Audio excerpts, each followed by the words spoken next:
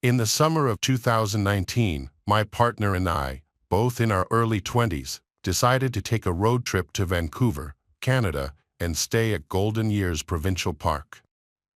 We enjoyed camping, had spring break, and wanted to do something different to make the most out of our vacation. My partner had never been out of the US, and it seemed like a crazy new experience. It was a 6-day trip with Airbnbs in each state, and the grand finale was a reserved campsite at Golden Years, which was close to the water of Wet Lake. We packed poorly, bringing a giant tent, a bunch of fruits and veggies to eat healthily, but we stored them in a cooler that was too small. We also brought a cutting board and knife to prepare snacks while driving. We started in California and switched off driving our bright red Ford Fiesta. We drove through Oregon and Washington, finally making it to Vancouver. We spent a day or two in each state, drank a little too much, and stayed out late. Canada was the best part, and Wet Lake felt like walking in a painting.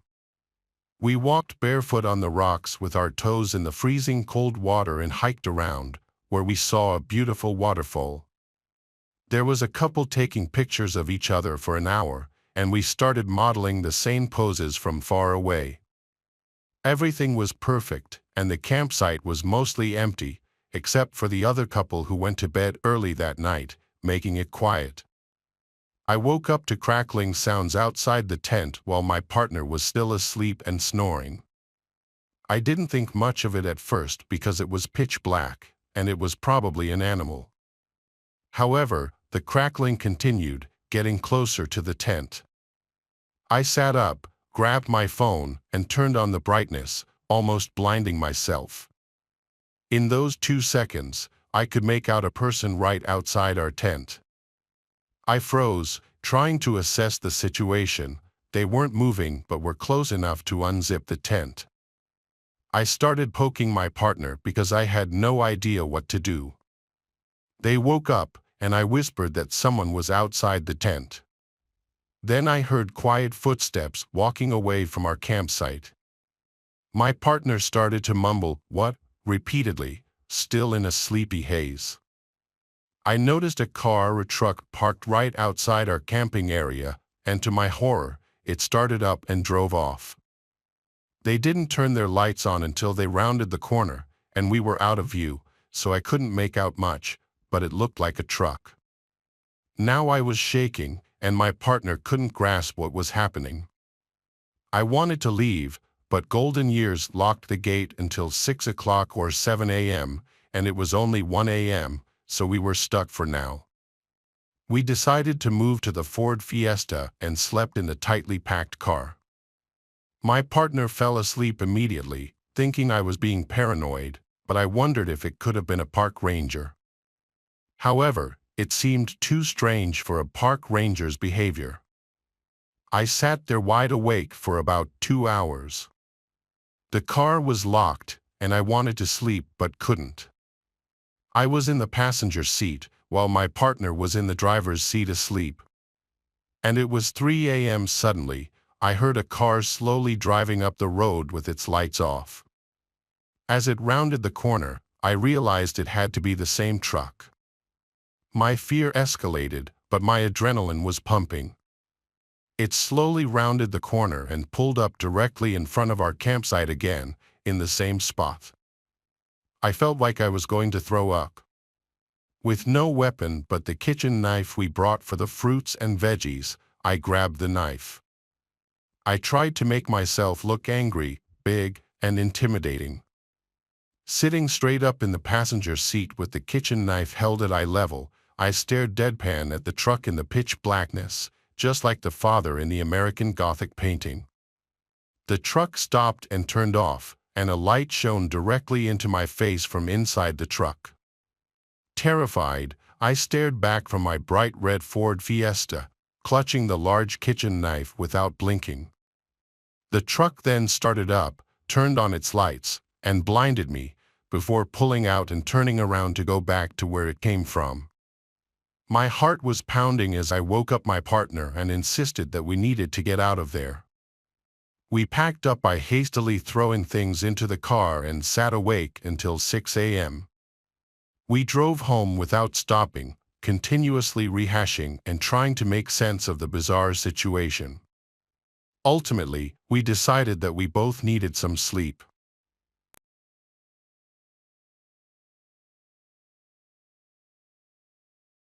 I think I may die in this Airbnb. I don't know where my friends are, and I don't even know where I am. None of us would have been able to afford this on our own. Even with 5 of us, it was still pricey. But to be fair, it was one hell of a house.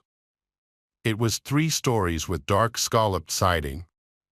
Paul had grown up in the area and he had found the place. He had heard all sorts of things about the place being haunted and some of the dark history growing up, but it hadn't been open to the public back then.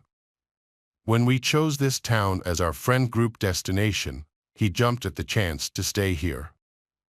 I was intrigued, but the prospect of staying somewhere haunted excited me a lot less than it did my friends. From the moment we walked in, Ida and I seemed to both pick up on the vibes that unnerved us as Katie, Diane, and Paul went room to room looking around excitedly. We both hung back and hovered closer to the front door. The house was beautiful, yes, but in a foreboding sort of way. The dark wood and stained glass meant that very little light truly filtered in, even in the peak daylight hours. The old floorboards protested our friends' steps as they explored the house. A door off to the side of the kitchen caught my attention, and I found myself drawn to it. Inside was a staircase. It was narrow and incredibly steep. You could only see a few steps before it rose out of our sight completely. It looked old and, to be honest, terrifying. "Ah, do you want to join the tour?" Paul shouted down to us. Paul got around like an expert and shared trivia about the house, even though he claimed he had never been there before. He talked about the place like it was an old friend. He was the newest one to our friend group, and I had only known him for a few months, but this was the most excited I'd ever seen him. He was almost giddy. The house was large enough for each of us to have our own room. I wasn't excited about that.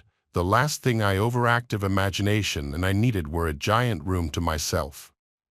Just as my eyes began to close that night, I thought I heard something move along the floor above me. It sounded like something large and wet was being dragged along the floor. No, not passively dragged, it was crawling. I could hear a faint mournful sighing sound through the grate on the wall. I turned on my phone and listened to some music to drown it out. It sounded like it was moaning now. I turned the music up louder, covered my head with a blanket, and burrowed my headphones into my ears deep enough to cause future hearing loss. If you can't hear it, it can't hurt you, right? Somehow, I did manage to fall asleep. I asked the others if they had any odd experiences, but it was just me. Paul looked excited. He had lots of questions. He truly was hoping the house was haunted. I just told him I heard footsteps. I felt like that made me sound less crazy than if I said I heard something crawling, crying out in the night. He looked at me with a sly smile, almost as if he knew I was lying. We spent the day in town and had an amazing time. Katie asked around about the house we were staying in, and an older man in a little ice cream shop we visited told us that he thought it was irresponsible and dangerous to rent the place out after what had happened there. It turns out a number of tragedies occurred there, from as recent as the owners before our Airbnb host, and then dating back to nearly 200 years earlier. He mentioned how he believed that enough suffering could result in opening a door and letting something in. "So do you think it's haunted?" Diane asked, her green eyes wide. She had been hanging on to the man's every word. "Well, I always thought that haunted implied that a human passed on but never left." He scratched his chin and leaned in for effect. but I don't think that what walks those halls was ever human." His words hovered over me the rest of the day, like a dark cloud. The sounds from upstairs continued on the second night. The wet slaps, followed by slow drags and cries above me, sickened me. I mentally nicknamed whatever was making those sounds the crawler, and immediately regretted it because giving it a name did not quell my fears. I turned the music on again. I woke up around midnight, and the album had ended, but luckily so had the disturbing sounds from upstairs. I heard voices coming from the living room area and figured I'd see if my friends were also being kept up too, but there wasn't anyone there. It was like I had just missed them. In this house, the creaky floor would have indicated their movement. I tried to quietly slide back to my room with my socks gliding across the smooth wooden floors. Not too long after I had closed the door, someone gently rapped their knuckles on my door. It was as if they had been steps behind me the whole time, but why hadn't I heard them? "Can I come in?" Katie whispered. I was so relieved. The house was really getting to me, and I was grateful for the company. Before I could even answer, she repeated herself in a more sing-songy voice, "Can I come in? I want to show you something." She called out my name but struggled to pronounce it, almost like she had never said it before. I froze. Sure, my name may not be all that common here, but we've known each other for a decade. She always pronounced it with ease. At my lack of response, it sounded like she was banging at the door. She let out a sound reminiscent of a wounded animal. I turned all the lights on in the room and spent the rest of my sleepless night trying to figure out how to tell my friends I wasn't going to spend another night here. I would still pay my portion, of course, but I was going to be staying in town tomorrow night. I smiled to myself at the thought. Yep, staying in town tomorrow in a hotel. I'd have to use some of my savings, but it'd be worth it. The next morning, Paul stared at me, transfixed. "Hey," he leaned towards me. "What was up with you last night, HM? You came to my door. You kept trying to get me to come to the basement with you, remember?" I had never gone to Paul's room. I was too busy with my own ordeal. And Diane had similar stories. One of us came to their room and said something along the lines of, "Have you seen the basement yet? Let me show you," and tried to lead them down there. None of us opened the door, Diane because she was too tired and not in the mood to socialize, Paul because he didn't know me that well and thought I was acting strange. AA, like me, had the feeling that the visitor at her door was not one of us. Paul and Diane were accepted by this seeming confirmation that our Airbnb was haunted. AA stared at me, her face grim. As for KK, well, she never came to breakfast at all. We had plans, and when by noon Katie still hadn't come downstairs, I volunteered to check on her. I ascended the stairs, taking in the unique features of the house. Instead of an open space in the atrium on the third floor, there was a beautiful stained glass window placed horizontally on the roof. Parallel was a skylight where the sunlight filtered through. It cast red and purple swatches of light on the floor below. I had never seen anything like it before. I'm sure this won't come as a surprise to you, but Katie wasn't in her room. I heard steps above me on the third floor. I was much braver in the light of day, so I ascended the second flight of stairs and went room through room on the third floor. No one was there, but it was cold, much colder than the second or first floor. I went back to the second floor, trying to fight the urge to glance over my shoulder.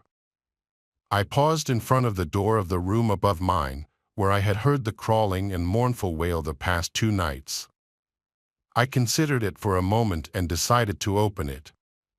It was locked. Part of me was relieved. While I was upstairs, our friends had checked around the grounds. The only places they hadn't checked were the basement and whatever was up the stairs in the kitchen. We had regrouped in the kitchen and stared at the dark, steep stairs. Paul said he'd checked the basement. If one of us could please take the kitchen stairs, the tight space made him nervous, he said. It seemed like a fair trade. After a moment of awkward silence, Diane volunteered to my immense relief. She was also the smallest of us, a petite 5 feet 1 inch, and even then, she still had to crawl on her hands and knees to ascend the stairs. We waited. We heard her walk around above us, calling out for Katie. She was up there a while. It sounded like the space was massive. My stomach dropped as I realized I heard 2 pairs of footsteps, one above my head and another further into the kitchen, but moving towards the person above me, Diane. I hissed up the stairs frantically. No answer. I took a deep breath and prepared to ascend after her. Just as I had crawled up about 3 steps, someone moved to stand at the top, blocking the already limited light. I yelled and took a backwards leap, nearly hitting my head on the door frame. I instinctively stood behind the tallest person in the kitchen, who had a couple of inches on me. Diane emerged. She was walking like a normal bipedal person. I must have imagined what I saw in the darkness. Well, Paul asks, was Katie up there?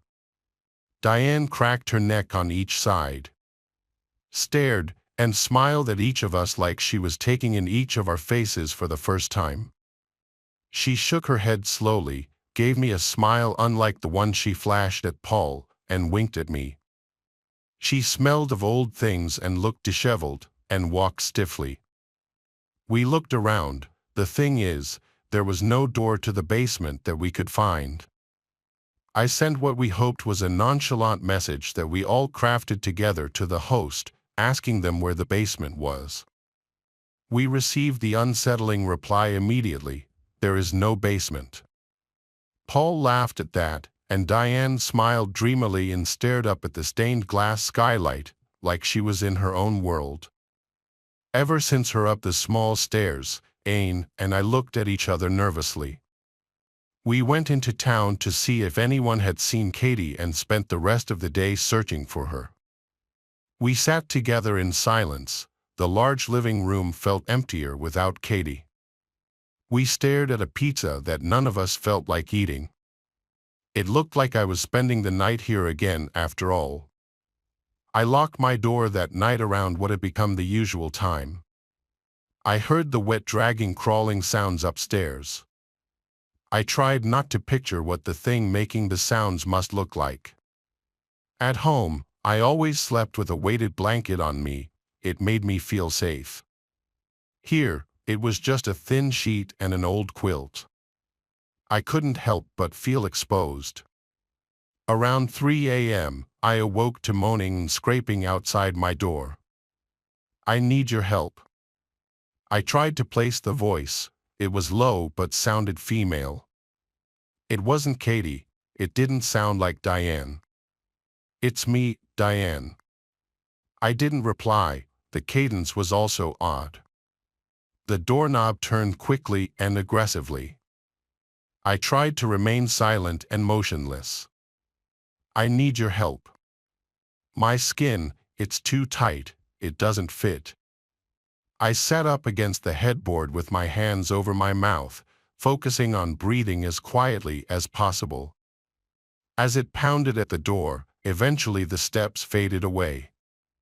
The next morning, AA looked happy. She was practically beaming. I realized that she looked different. AA always wore her meticulously applied cat eyeliner and her purple lipstick, but this morning, she had no makeup on. Her blue-black hair looked odd. Her bangs, which were usually carefully styled and ended in a delicate point between her brows, were hastily rushed off to one side. I'd always admired how she presented herself and wished I had the skill and patience she did. She didn't look bad this morning, but she didn't look like herself either. Diane and Paul hadn't calmed down. I'm going to look for the others, I whispered. You should look up there, Adu whispered in the same husky, foreign voice that I heard last night outside my door. She pointed to the kitchen stairs.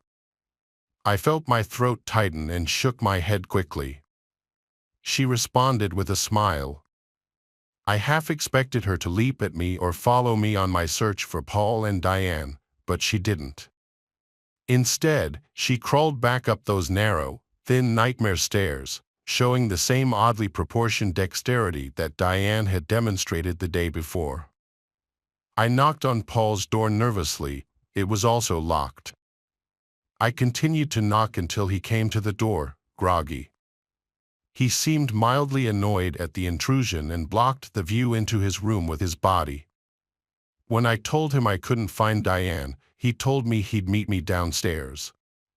Diane was nowhere to be found. AA had yet to come back from the room above the kitchen. I could hear tearing and wet chewing sounds coming from up the stairs. I locked the door wordlessly and tried to fight back the bile rising in my throat.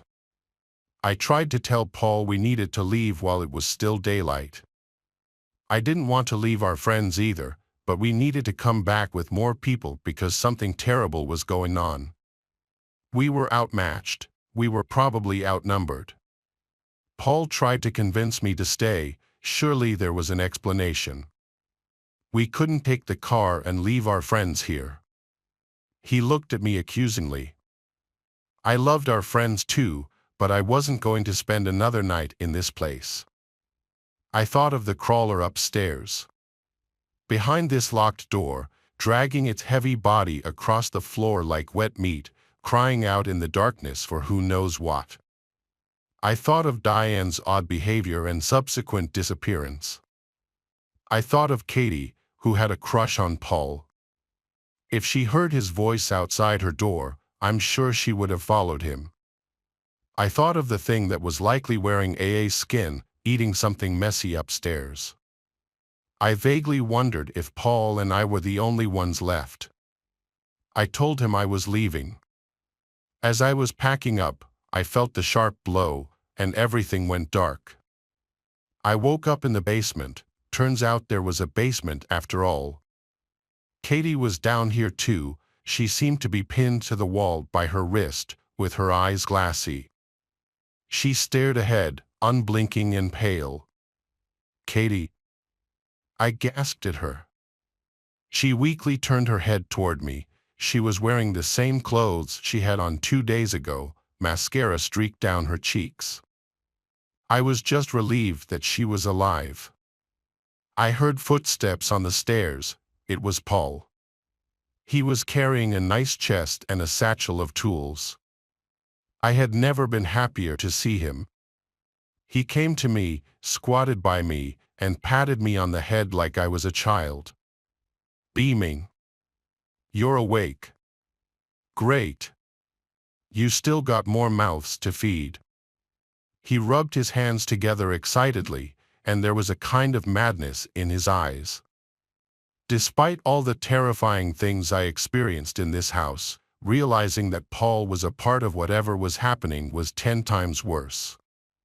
The small remaining hope I had flickered out in that moment. While he fiddled with the tools, selecting something long and sharp-looking, I shifted and positioned my legs beneath him. As Paul approached me, I sprung up and ran towards him, hitting him hard with my shoulder. I seemed to take him by surprise, and I took advantage of his momentary confusion to pick up the chest, the only way I could with my hands bound by one handle, and swung it at him. It connected with a dull thud, and he fell backwards. I turned towards Katie. Now I could see her legs. It was as if something had been gnawing at them. I could see bone peeking through her torn jeans. I knew I'd have to come back for her later. There was no way I could move her in her current state. I ran up the stairs, and my heart sank when I found I was in a part of the house I had never seen before. It looked older, and lacked meticulous care applied to restoring and cleaning the rest of the place. I wondered which of the many doors led out, but the fact that one door was nailed shut served to both further dash my hopes and answer that question. I limped. My leg was asleep through the dusty hallway. I found a room where light seeped through two small windows and locked the door. I called the police. All I can do now is wait for help. I can either get one of the sealed windows open or the police find me here before Paul or one of the other residents.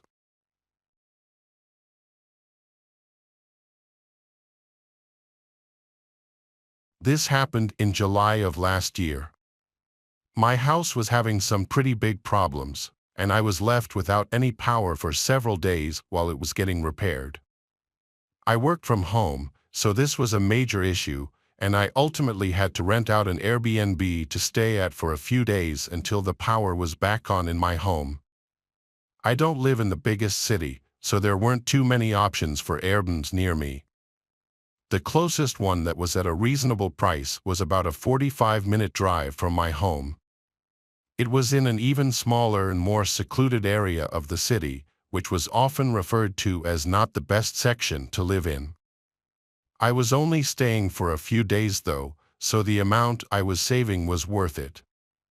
When I arrived, I went right inside and basically straight to bed, exhausted from everything going on with my house.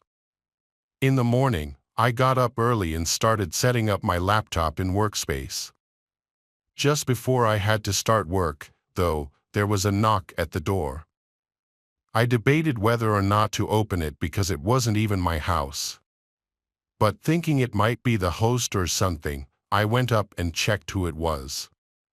On the porch was a man, maybe in his early 30s and covered in tattoos. He didn't look like an Airbnb host or even like a salesperson. Unsure why he was here and not really wanting to know, I figured I'd leave it. I walked away from the door and back to the desk, finishing getting ready and starting work. I had some meetings and a lot of work to catch up on from my absence the last few days. I don't think I left the desk until 8 p.m., and even then, I was considering going back to work after going out and picking up dinner. Only a couple of minutes after I got back and started eating, though, another knock came at the door. I immediately got up and went to check who it was, and I wasn't surprised to see it was that same guy from before. What could he possibly want from me this late in the day? I was actually more bothered than I was concerned. But again, I just walked away from the door and went back to eat my dinner.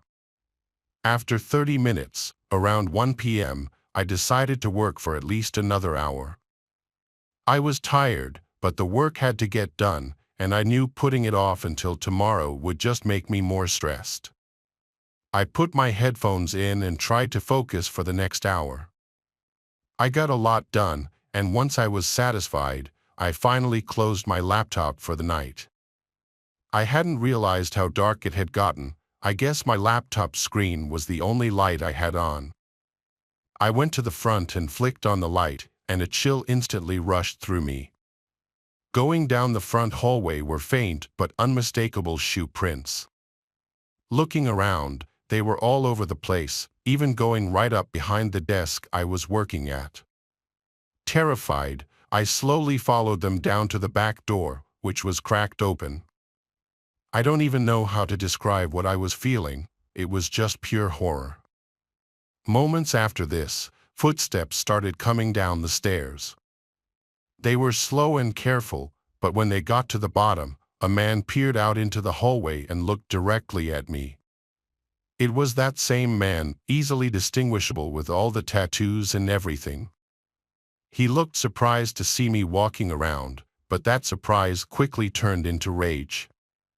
His face had no emotions other than irritation and anger. I was going to try to say something, but no words came out. As my heart started pounding in my chest, I turned right back around and sprinted out the back door. I ran through the backyard and into some trees far behind the houses. I sat behind a tree and pulled my phone out, starting to dial 911, but I quickly closed it when I heard footsteps running toward me.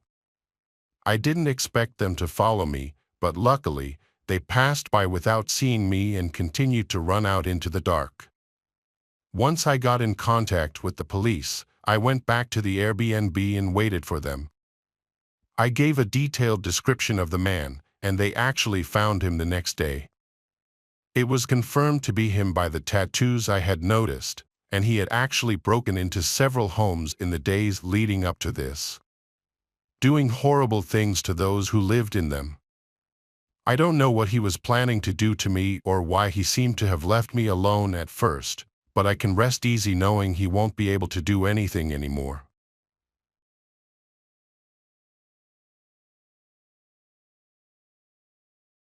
I had booked an Airbnb several weeks in advance in a town I had never been to.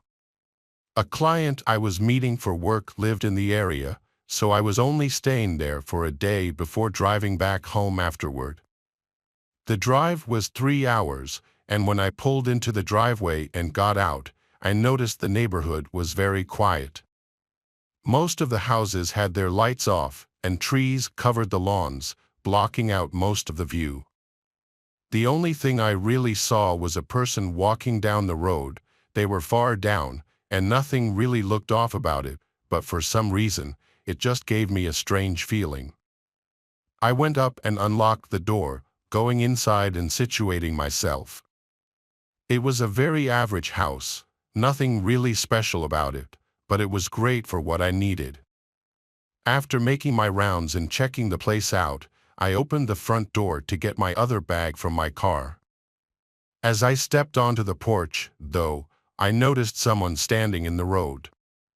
It was the person I had seen walking a few minutes ago. But they weren't walking anymore, they were just standing in the road, facing the Airbnb. As I started walking toward my car, they noticed me and started walking away. I kept my eye on them while I was outside, getting suspicious about whatever that was. They seemed to just keep walking, continuing down the street. I went back inside and made sure everything was locked up, then opened the garage and pulled my car in, just to be safe. Throughout the next couple of hours, I did a few checks outside to see if that guy was still walking around. I didn't see him anymore, though, and having to get up early the next morning, I went to bed. I slept decently, waking up a few times during the night, but my alarm went off at 4 a.m. for me to finally get up. The sun was still down, so it was still dark outside. Groggily, I sat up in my bed and right away saw a light coming under the bedroom door. I didn't remember leaving any lights on, though, and thought I must have overlooked a kitchen light or something. I got out of bed and walked up to the door, but just before I opened it, I heard something on the other side. It sounded like something moving around at the end of the hallway. I opened the door, seeing it was the living room light that was on, which I immediately knew I definitely would have turned off. The sound continued, though, as I walked down the hallway and looked into the living room. A guy was in the corner searching through one of my bags. He had a black hoodie and ripped-up jeans, which was exactly what the person I had seen walking around was wearing. I only looked at him for a second before he turned around and faced me. He didn't look startled at all. It was almost like he was expecting me. He dropped the bag on the ground and yelled at me to stay where I was. He began making his way over, and I only had a split second to decide what to do. I turned and ran back to the room, slamming the door shut just before he caught up to me. He rammed into it and tried to kick the door down, then started messing with the lock on the other side. I thought quickly and opened a window, jumping out and running away. By the time I was able to get the police there, the man wasn't in the house anymore, and my bags were gone, too. Of course, to make things more terrifying, the bedroom door was open. He had picked the lock and gotten in. If I had just stayed and hidden in a bathroom or something, who knows what would have happened. The police seemed to think there was more intent behind this man's actions aside from just robbing me, so I pray he doesn't find me again.